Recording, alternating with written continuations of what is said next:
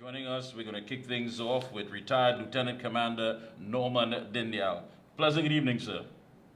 Good evening, Mikey, and good evening to your listeners. Thank you so much. Well, a lot has been going on. If I'm not mistaken, the weapon that was missing has been recovered? I don't think so, Mikey. I think this evening the Defense Force put out a release that's stating that some of those releases on social media are false, and they're still working together with the police to recover that weapon. All right. But in the backdrop of all of that, I mean, what does that say about what is taking place with the Defense Force? I mean, you have the Chief of Defense Staff, Air Vice Marshal Darrell Daniel, saying that we hold ourselves to a very high standard, and there are codes of conduct that we live by. And when you are found wanting, the relative regulations and the Defense Act will be applied to you. I mean, very powerful. I mean, you're showing that it's all about these distinguished men and women that make up the Defense Force. But at the end of the day, we are citizens who are currently under siege by criminals. This does not come across well at all. Oh, definitely, Mike. It doesn't come across well at all to the public. But you have to recognize, in all institutions, the Defense Force, the police service, there may be rogue elements there. You can't carte blanche all the good men and women serving for a few individuals. But saying that, the thing that happened now, it leaves us to wonder, if the present administration is actually doing enough in our current situation. The Chief of Defense Staff quite rightly said that, this didn't happen under his watch or before for a long time. And the fact that it is rearing its head now, it shows that there are some gaps there in the service. And maybe it's a time where, you have to relook at some of the SOPs that you have there and see if they are relevant in today's society. We have people that are infiltrating our police service, and so far, at this point in time, they may have infiltrated our defense force. But to say that the men and women, the men and women are good men and women, but these rogue elements put these taint on the defense force, Yeah, and again, going back to what you mentioned there, as far as the entire process, getting these personnel into the service, I mean, there has to be some other measures now to try to weed out or at least filter out some of the individuals who come in. We know, and I think it's public knowledge, a father may have served, he wants his son who is interested, people who simply are saying, listen, my life choices are limited and I just want to go in there and perhaps get a monthly salary, have something. I mean, is there any sort of a mental component based on the interview as far as saying, listen, these are the best individuals qualified and are going to give us less problems when they get into the service? Oh, yes, that has been so for quite a number of years. There's the psychometric testing and evaluation to the individuals that come into the defense force. And the vetting is quite robust. A quite robust vetting takes place. But we know the criminal element in today's society, they're far advanced, and they may be preparing for those things and actually setting up people to put in place to get them into key positions, into the force and into the police service. So we have to be cognizant of that. And our psychometric testing and evaluation, and sometimes our polygraph testing, we may have to step those things up to look in the correct direction. Yeah, I mean, there have been many incidents. Also in this story coming out, a vehicle was shut up on the president's compound. Senior defense staff personnel are concerned about the rogue activity. And again, it takes away from the confidence we as citizens would want to say, listen, at least at anything, we know that our line of defense when it comes to our defense force is there, the best people who are more than capable and will, of course, be there when needed. This does not send that sort of a message. So, Mikey, there again, you see, this goes back to some of the fundamental principles that we've been talking about. When we even look at our AG's office, we are eroding our democracy in Trinidad and Tobago. So we are eroding some of the principles of foundations, our judiciary.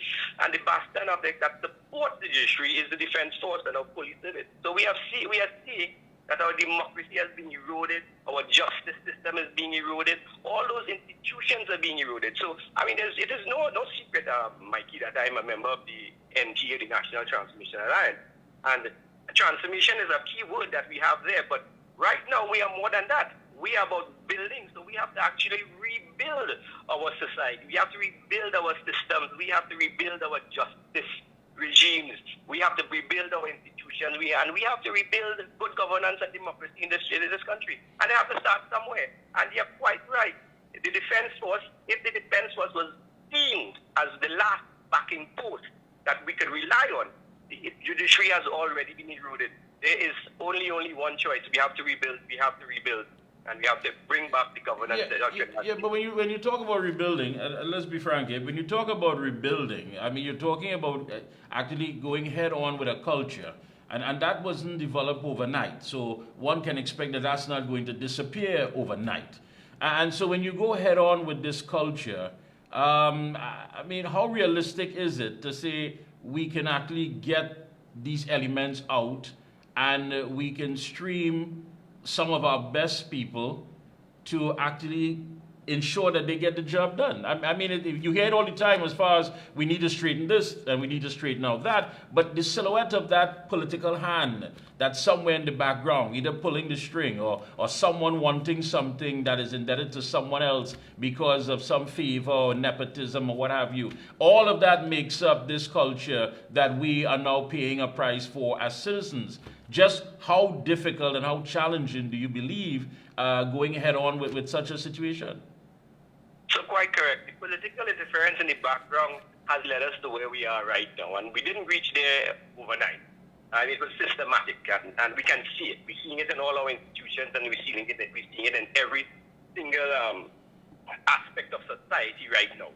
And Mikey, it goes, but we have to change. There is change. Change is coming. We cannot continue with the current administration, because if the current administration is playing their hands and puppeteering everything in the background, we'll continue.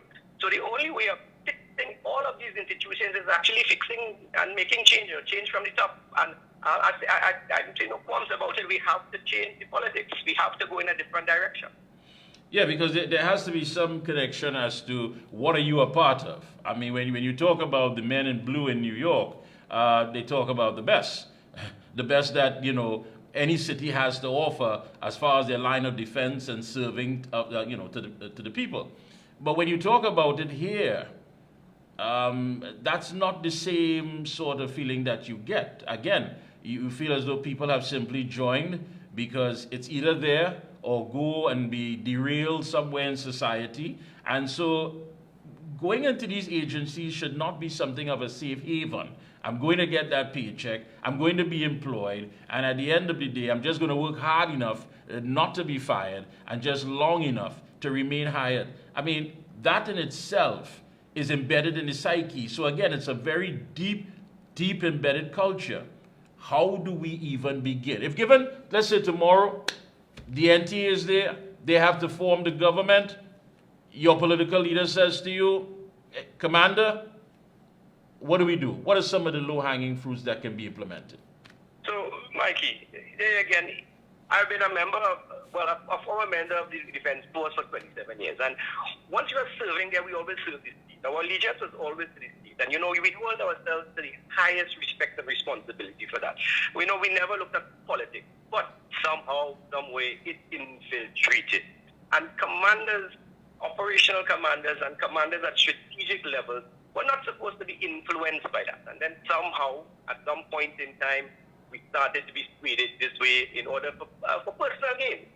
But the moral and ethical values are still there. And they are the core values of our services. And they're the police service, and it is there in the defense force. What we have to do at the political level is uphold those things. And for instance, I give a simple example, the merit list with the police commissioner. There was interference in that. And when you have interference in those things, the institution is eroded. So the men themselves that are at the top, they feel vulnerable. They feel at risk. And they take the easy way out. But we have good people there that we can still take and put the lead. There are people there, Mike. Yeah. Yeah, and if you had to look at the ideology, the shared ideology, what would you tell recruits and everyone on the rank and file to let them understand the importance of their job? Well, there again, the tone is set by the leadership. If you have a weak leader, the juniors and subordinates will see that tone. If you have a leader that is not holding himself accountable to ideals and principles and morals of the country to keep people and move this country forward, they will take the idea and put it on. They will see it. So we have to have the good leaders in place. So that's the key thing. Leadership, accountability. We have to have good managers and good leaders in those positions. And if we have bad leaders and we have leaders that don't show that, the tone that they set is what is the juniors will see. So we need to have the good leaders to set that tone first. So we need to fix it from the head. Yeah, truly, because no one is going to break into at least no one from among the citizens are going to break into the camp to steal the gun. I mean, let's be honest. When I was there, Mikey, you could have left $100 on your table, and you were sure if you come back there, you might get 120. Somebody put something extra for you. That was how it was. Yeah, but there also has to be support systems that goes hand in hand. I mean, you have officers living in certain areas, geographical locations that are deemed hotspots.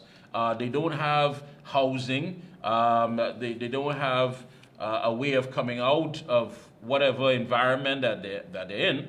Most of them are not going to wear their uniforms even out in public. So, I mean, all of these things must be taken in consideration, whereas the government has to play a role. How do you house them? How do you keep them safe? Because at the end of it all, they are part of the defense system. Correct. And these were all filled with empty promises. And I can tell you during my tenure, there are talks that have been carrying on with those same issues, housing, and what they're going to do with people in hotspots. And they've been filled with empty promises. And another slap in the face is the officers being given 4%. I mean, you have 4% after 3 trienniums, and they have been serving. You've been promising them housing, and that is what you're going to do. I mean, you could have come better than that. So the empty promises is shaking the system. So the system is responding to what is being pushing from above. So 4%, the people see it bad. So this could be just to say a reaction to those things. Yeah, and I guess you're right. I mean, and that's why you have to continue evaluating what role or how do people see themselves as part of this entire component, because it could be like, listen, you don't care about me, and the entire morale of the service can just simply disintegrate. People say, you don't care about me, why should I care? I am just here to get a paycheck. But in the meantime, if I have to go out there and do some shady sort of deals in order to make ends meet, then I will. Well, I'm sure you have heard, Mikey, that, even the morale in the defense forces are at an all-time low, and in the police service. And it has all been compounded by that 4%. That 4%, it's like a slap in the face to these individuals that have been going above and beyond the call, and without housing and without the other things. So the defense force officers, they work 24/7, and they don't work overtime. And they have been involved in all sorts of other realms of service within Trinidad and Tobago that is not really heard of, the things that they do. In the community service, the community pools, the whole remit of things, the CCC program. There's so my lab, my part. There's so many programs that they get involved in and the manpower is utilized. But, there is no remuneration for it or no thanks. So, yes, it pays a toll on these individuals. Yeah, and I think you've said it honestly there. I mean, we've never heard it like that, because it does. I mean, it really and truly does. People need to be paid properly, especially when they're putting their lives on the line, when so much is expected of them. And the morale would be low if it is that they feel underappreciated and they're not accepted as for the role or how important their role is. Any closing comments? Go ahead. Well, Mikey, thanks again for the opportunity to speak on the program. And as I said before, the NTA right now transformation, we are about building back the society and building about governance and building back democracy for the people of Trinidad and Tobago. All right, thank you so much. All the best to you and your team. Best of luck. Thank you so much. Thank you.